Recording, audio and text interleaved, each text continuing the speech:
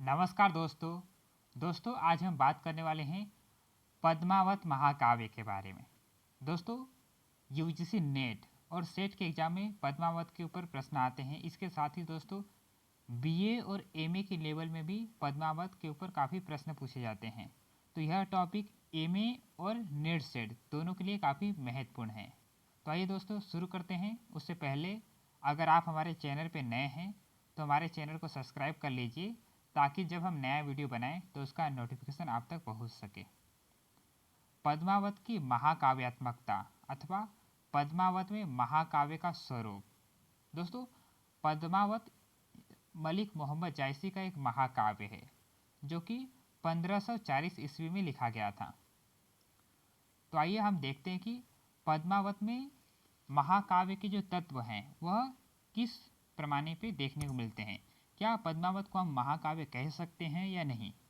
तो दोस्तों सबसे पहले हम देखेंगे कि महाकाव्य के तत्व क्या होते हैं। उसके बाद हम देखेंगे कि यह तत्व पद्मावत महाकाव्य में देखने को मिलते हैं या नहीं। तो आइए शुरू करते हैं। महाकाव्य के लक्षणों के बारे में सभी विद्वान एकमत नहीं हैं। भारतीय विद्वानों का मत है कि महाकाव्य सर्गबद्ध होना चाहिए। उसमें किसी उच्च कुलोद्भव महापुरुष का वर्णन होना चाहिए। उसमें श्रृंगार, शांत या वीर रस का प्राधान्य रहना चाहिए और अन्य रस अंग रूप में आने चाहिए। दोस्तों, विद्वानों का ऐसा मानना है कि जो महाकाव्य है वह सर्गबद्ध होना चाहिए।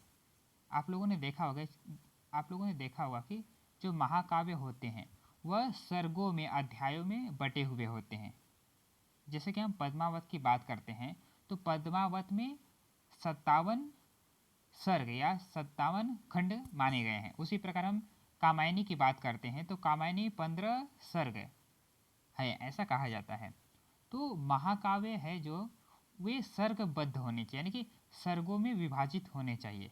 उसी प्रकार दोस्तों उसका जो नायक है महाकाव्य का वह उच्च कुलोद्भव हो, यानी कि वह उच्च कुल में उसका जन्म हुआ हो और वह कोई महापुरुष हो, ऐसा होना चाहिए। और दोस्तों जो महाकाव्य है वह मुख्य रूप से श्रृंगार रस, शांत रस या वीर रस में लिखा होना चाहिए। इसके साथ ही जो अन्य रस है वह गौण रूप में इसमें होने चाहिए। उसमें धर्म, अर्थ, काम, मोक्ष का निरूपण होना चाहिए।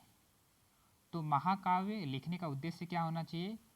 तो धर्म का, अर्थ, काम या मोक्ष की प्राप्ति, यह महाकाव्य का उद्देश्य होना चाहिए। और किसी एक फल की प्राप्ति का आग्रह होना चाहिए। उसके अंतर्गत विजय यात्रा, युद्ध विजय, नगर, समुद्र, पर्वत, ऋतु, चंद्रोदय, सूर्योदय, जल क्रीड़ा, रथोत्सव, विवाह, संयोग, वियोग, पुत्रोत्सव आदि का वर्णन होना चाहिए। यानी कि प्रकृति के विविध रूपों का भी महाकाव्य में वर्णन होना चाहिए। उसमें आशीर्वाद, खल निंदा, सज्जन प्रशंसा आदि का भी वर्णन होना चाहिए।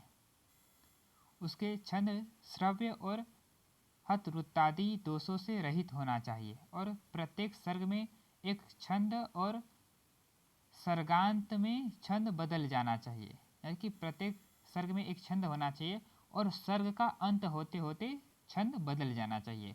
उसके सर्गों की संख्या कम से कम 8 हो, यानी कि किसी भी महाकाव्य को कम से कम 8 अध्यायों में, कांडों में, खंडों में विभाजित होना चाहिए और वे न अधिक विस्तृत और न अधिक संक्षिप्त हो। यानी कि वो जो सर्गबद्ध है उनके जो सर्ग हैं, अध्याय हैं, न तो बहुत बड़े होना चाहिए और न ही बहुत कम। प्रत्येक सर्ग के अंत में आगामी सर्ग की कथा सूचित होनी चाहिए। यानी कि हर सर्ग में आने वाली जो घटनाएं हैं उसका पहले से ही कुछ सूचना होनी चाहिए। उसका नामकरण कवि, नायक, इतिवृत्त या अन्य किसी पात्र के आधार पर होना चाहिए। तो दोस्तों ऐसा विद्वानों का मानना है कि जो महाकाव्य होता है तो उसका जो नाम रखा जाता है तो वह किसी कवि के नाम पर होना चाहिए या नायक के या नायिका के नाम पर होना चाहिए या इतिवृत्त यानी कि कथा के आधार पर उसका नाम रखा जाना चाहिए या उसका जो पात्र है उसके आधार पर महाकाव्य का नाम रखा होना चाहिए। महाकाव्य का उद्देश्य महान होना चाहिए। तो महाकाव्य का जो उद्देश्य है वह भी महान होना चाहिए। दोस्तों, यह महाकाव्य के कुछ तत्व थे। तो इन्हीं तत्वों के आधार पर हम देखेंगे कि पद्मावत में क्या महाकाव्य के तत्व देखने को मिलते हैं या नहीं। इस प्रकार भारतीय एवं पाश्चात्य विद्वानों के मतों का अनुशीलन करने पर ज्ञात होता है कि महाकाव्य के लिए 5 बातों की ओर विशेष ध्यान दिया गया है। कथा वस्तु, नेता यानी कि नायक या पात्र, रस, शैली और उद्देश्य। एक महाकाव्य में जीवंत कथा वस्तु होनी चाहिए।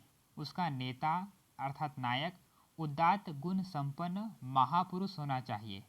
उसमें सभी उदात्त रसों का निरूपण होना चाहिए।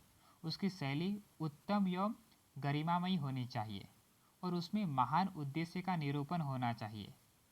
अतः 5 प्रमुख विशेषताओं के आधार पर पद्मावत के महाकाव्य का परीक्षण किया जा रहा है। दोस्तों, अब हम देखते हैं कि पद्मावत में यह 5 तत्व देखने को मिलते हैं या नहीं। तो पहला जो तत्व है जीवंत कथा वस्तु। पद्मावत की कथा वस्तु का चयन लोक कथाओं, किंवदंतियों एवं परंपरागत प्रेमाख्यानों से किया गया है। तो पद्मावत का जो कथा वस्तु लिया गया है उसका चयन लोक कथाओं से किया गया है, लोगों में जो किंवदंतियाँ प्रचलित थी उससे किया गया है, और परंपरागत जो प्रेम आख्यान थे वहाँ से इनकी कथाएं लिए गए हैं। अतः इसमें ऐतिहासिकता का अभाव है। किंतु जायसी ने अपनी उर्वर कल्पना एवं प्रौढ़ प्रतिभा द्वारा इस बिखरे हुए कथानक को इतनी सावधानी, सजगता एवं स्वाभाविकता के साथ काव्य रूप दिया है कि वह ऐतिहासिक कथा से भी अधिक लोकप्रिय एवं आकर्षक हो गई है। राजा रत्नसेन और रानी पद्मावती की कथा में अलाउद्दीन और गोरा बादल की कथा का समावेश करके कवि ने पद्मावत के कथानक को अद्भुत आकर्षण से परिपूर्ण बना दिया है और उसे इतिहास के बिल्कुल निकट लाकर बैठा दिया है। अतः काल्पनिक कथाओं को वास्तविक रूप देने, असंभव घटनाओं को भी संभव बनाने, असत्य प्रसंगों को भी सत्य जैसा प्रतीत कराने तथा लोक कथाओं को भी ऐतिहासिक कथा बना देने के कारण पद्मावत के कथानक में जीवंत शक्ति विद्यमान है। पद्मावत का यह जीवंत कथानक 58 खंडों में विभक्त है। दोस्तों, पद्मावत में कुल 57 खंड हैं और परिशिष्ट को मिला के कुल 58 खंड हो जाते हैं, जिसकी मुख्य कथा तो रत्नसेन और पद्मावती की कथा है, परंतु जायसी ने अलाउद्दीन, गंधर्वसेन, हीरामन तोता, राघव चेतन, गोरा बादल, नागमती आदि पात्रों का समावेश करके पद्मावत की कथा को विस्तार रूप दिया है। पद्मावत में विद्रोह के स्वर की गहनता, आशा की विशालता, जन कल्याण के वृद्धि के प्रयत्न, मानवीय सत्यों का उद्घाटन आदि का निरूपण अत्यंत सजीवता के साथ हुआ है। ऐसे जीवंत कथानक के कारण ही पद्मावत में एक महाकाव्य के सभी लक्षण विद्यमान हैं। तो महाकाव्य में जो एक महान महाकाव्य में जैसी कथा वस्तु होनी चाहिए वो सभी कथा वस्तु के तत्व पद्मावत महाकाव्य में देखने को मिलते हैं। अब हम बात करते हैं महाकाव्य के दूसरे तत्व के बारे में, जिसे कहते हैं उदात्त गुण संपन्न नेता या नायक। पद्मावत का नायक है चित्तौड़ नरेश रत्नसेन। इसकी नायिका है सिंहल द्वीप की रूप सुंदरी रानी पद्मावती। संपूर्ण कथा इन दोनों पात्रों के चारों ओर घूमती हुई दिखाई देती है। इस काव्य में फल की प्राप्ति भी राजा रत्नसेन और पद्मावती को ही होता है। ये दोनों ही उच्च कुलोद्भव हैं और दोनों के महान चरित्र का निरूपण संपूर्ण पद्मावत में हुआ है। तो जैसे कि कहा जाता है कि महाकाव्य में जो नायक हो या नायिका हो वह उनका संबंध उच्च कुल से होना चाहिए। तो उसी प्रकार इस महाकाव्य पद्मावत में हम देखते हैं कि रत्नसेन और पद्मावती यह इनका जो जन्म हुआ है ये उच्च कुल में हुआ है और ये एक महान चरित्र रखते हैं। राजा रत्नसेन क्षत्रिय कुलोद्भव होने के साथ साथ वीर, पराक्रमी, साहसी, परिश्रमी, मानवता प्रेमी, उदार, सच्चरित, कर्तव्यपरायण तथा सूरवीर आदि गुणों से युक्त हैं। वह तब परिश्रम करके अपनी अभीष्ट वस्तु पद्मावती को प्राप्त करता है। काव्य की नायिका पद्मावती भी अनुपम रूप सौंदर्य के साथ साथ आदर्श प्रेमिका, आदर्श पत्नी है और बड़ी ही सच्चरित, पतिपरायण, कर्तव्यनिष्ठ, कुशल, बुद्धिमती, दूरदर्शी तथा पति प्राणाग्रहिणी है। ये दोनों ही पात्र पद्मावत के आदर्श प्रेम के प्रतीक हैं और इन दोनों पात्रों के कारण ही पद्मावत में एक उदात्त रूप संपन्न नेता के दर्शन होते हैं। इसी कारण पद्मावत महाकाव्य के महत्व से परिपूर्ण है। तो एक महाकाव्य में जैसे पात्र होने चाहिए वे सभी गुण पद्मावत के पात्रों में दिखाई देता है। अब हम बात करते हैं उदात्त रस के बारे में। यह महाकाव्य का तीसरा तत्व है। पद्मावत वियोग श्रृंगार प्रधान काव्य है क्योंकि इसमें जायसी ने स्थान स्थान पर वियोग के निरूपण में अद्भुत चमत्कार दिखलाया है। नागमती का वियोग वर्णन तो हिंदी साहित्य की अमूल्य निधि माना जाता है। इसके साथ ही जायसी ने पद्मावती के वियोग का भी वर्णन पद्मावत महाकाव्य में किया है क्योंकि पद्मावती राजा रत्नसेन को बिना देखे ही उसके विरह में जलने लगती है तथा रत्नसेन भी तोता हीरामन से पद्मावती के रूप सौंदर्य का गुणगान सुनकर मूर्छित हो जाता है और विरह में व्यथित होने लगता है। वहाँ पर कवि ने वियोग श्रृंगार का वर्णन किया है। सिंहल द्वीप से लौटते समय समुद्र यात्रा में राजा रत्नसेन और पद्मावती बिछुड़ जाते हैं। वहाँ पर कवि ने वियोग का अत्यंत मार्मिक वर्णन किया है। रत्नसेन और पद्मावती के विवाह होने पर सिंहड़गढ़ के राजभवन में दोनों रात्रि को मिलते हैं। उस समय दोनों के भेंट को कवि ने अत्यंत सरस, सजीव एवं स्वाभाविक वर्णन किया है। यहाँ संयोग श्रृंगार का वर्णन हुआ है। ऐसे ही राजा रत्नसेन को अलाउद्दीन द्वारा बंदी बनाकर दिल्ली ले जाने पर पद्मावती और नागमती के रुदन का वर्णन हुआ है। इसमें करुण रस विद्यमान है। ऐसे ही रत्नसेन का जोगी बनकर घर से निकलने और बादल का युद्ध यात्रा पर जाने पर कवि ने वात्सल्य रस की अभिव्यक्ति की है। जायसी का वीर रस वर्णन भी अत्यंत उच्च कोटि का मिलता है। बादशाह अलाउद्दीन द्वारा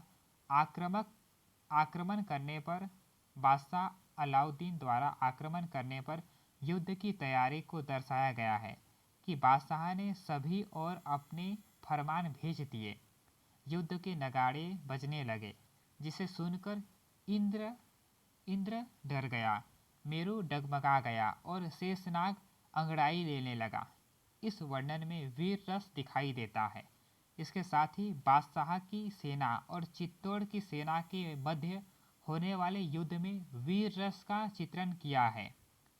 इसी तरह जायसी ने अन्य रसों का भी वर्णन पद्मावत महाकाव्य में किया है। पद्मावत में उदात्त रसों का निरूपण होने से पद्मावत को महाकाव्य की कोटि में ले जाता है। दोस्तों, जैसे कि कहा जाता है कि महाकाव्य या तो श्रृंगार रस में होना चाहिए, वीर रस में या शांत रस में। तो यह जो महाकाव्य लिखा गया है यह मुख्य रूप से श्रृंगार रस में लिखा गया है, वो भी वियोग श्रृंगार में। इसके साथ ही दोस्तों जो अन्य रस हैं जैसे कि वीर रस, फिर श्रृंगार के दोनों पक्ष संयोग और वियोग, इन सभी का वर्णन इस महाकाव्य में देखने को मिलता है। आगे हम देखते हैं गरिमामयी शैली। पद्मावत में भारतीय चरित काव्य पद्धति और मसनवी काव्यों की सम्मिलित शैली के दर्शन होते हैं। तो हम देखते हैं कि पद्मावत में जो भारतीय काव्य पद्धति की शैली है वह भी देखने को मिलती है। इसी के साथ ही जो फारसी की मसनवी शैली है उसका प्रभाव भी देखने को मिलता है, क्योंकि एक ओर तो जायसी ने भारतीय काव्यों में चरित काव्य पद्धति को अपनाकर अपने दोहा, छंद, चौपाई आदि का प्रयोग किया है, तो दूसरी ओर फारस की मसनवी शैली को अपनाकर आरंभ में ईश्वर वंदना, गुरु प्रशंसा, आत्मकथा तथा मुख्य कथा का प्रारूप आदि देकर संपूर्ण कथा को छोटे छोटे खंडों में विभक्त कर दिया है। इसके साथ ही कवि ने वस्तु वर्णन में अत्यंत कौशल दिखलाया है। पद्मावत का सिंहल द्वीप वर्णन, चित्तौड़गढ़ वर्णन, नक्सिक वर्णन, छठ ऋतु वर्णन, सेना वर्णन, युद्ध वर्णन आदि बड़े ही सजीव एवं मर्मस्पर्शी हैं, जो कवि के गरिमामयी शैली के उत्कृष्ट उदाहरण हैं। कवि जायसी के रूपक, उपमा, उत्प्रेक्षा, विरोधाभास, अतिशयोक्ति, तद्गुण आदि अलंकारों का निरूपण अत्यंत हृदय स्पर्शी है। जायसी की भाषा ठेठ अवधी है, जो जनजीवन की भाषा है और जिसमें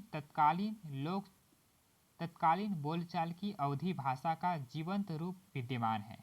जायसी की भाषा में विलक्षण अभिव्यंजना शक्ति भरी हुई है।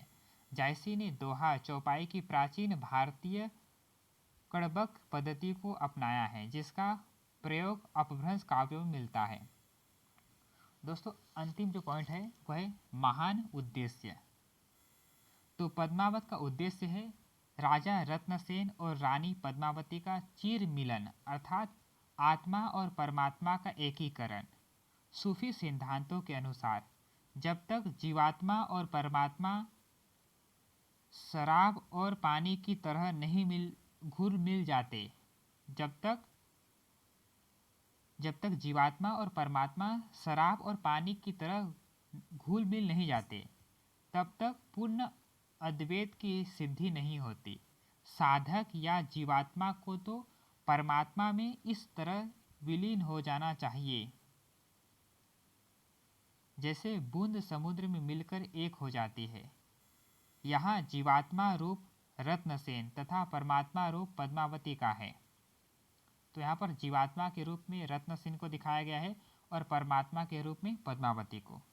जिस प्रकार भक्त भगवान को प्राप्त करने के लिए पूरी तरह मोह माया से दूर होकर भगवान की भक्ति में लीन हो जाता है, उसी प्रकार राजा रत्नसेन जोगी बनकर पद्मावती को प्राप्त करता है। पद्मावत में जायसी ने आदि से अंत तक यही सिद्ध किया है कि प्रेम संसार में महान है। प्रेम से ही अभीष्ट फल की प्राप्ति होती है। प्रेम से ही एक प्रेमी अपनी अलौकिक प्रियतमा को प्राप्त करने के लिए विविध विघ्नों पर विजय प्राप्त कर सकता है। प्रेम से ही जीवात्मा को परमात्मा का साक्षात्कार होता है और प्रेम से ही जीवात्मा अपने पार्थिव शरीर का परित्याग करके परमात्मा में विलीन होकर मोक्ष की प्राप्ति करता है। ऐसे उच्च आदर्श और महान उद्देश्य के कारण ही पद्मावत महाकाव्य के रूप में सिद्ध होता है। उपर्युक्त विवेचन द्वारा हम कह सकते हैं कि पद्मावत में आदि से अंत तक विविध प्रासंगिक कथाओं से सुसंबद्ध एक ऐसी आधिकारिक कथा विद्यमान है जिसमें प्रेम के आदर्श का अत्यंत हृदय स्पर्शी निरूपण किया गया है। पद्मावत के नायक नायिका उच्च कुलोद्भव, महासत्व संपन्न एवं धीरोदात्त गुणों से विभूषित हैं। पद्मावत का उद्देश्य अत्यंत महान एवं उच्च कोटि का है, क्योंकि इसमें आत्मा और परमात्मा के चिर मिलन संबंधी सिद्धांत का निरूपण किया गया है। इसी कारण आचार्य रामचंद्र शुक्ल ने इसे हिंदी साहित्य का एक जगमगाता रत्न कहा है। दोस्तों, यह था पद्मावत के बारे में कुछ महत्वपूर्ण जानकारी। दोस्तों, अगर आपको यह वीडियो पसंद आए तो वीडियो को लाइक कीजिए, चैनल को सब्सक्राइब कीजिए और दोस्तों के साथ शेयर कीजिए। दोस्तों, अगले वीडियो में हम देखेंगे पद्मावत में चरित्र चित्रण, जिसके अंदर हम देखेंगे दोस्तों जो पद्मावत के प्रमुख चरित्र हुए हैं, जैसे कि नागमती, रत्नसेन, फिर पद्मावत, अलाउद्दीन, इनके चरित्र का चित्रण हम देखेंगे, जो कि यूजीसी नेट, सेट के एग्जाम में और एमए के एग्जाम में काफ़ी महत्वपूर्ण है। दोस्तों, अगर आपको यह वीडियो पसंद आए तो वीडियो को लाइक ज़रूर कीजिए और दोस्तों के साथ भी शेयर कीजिए। धन्यवाद।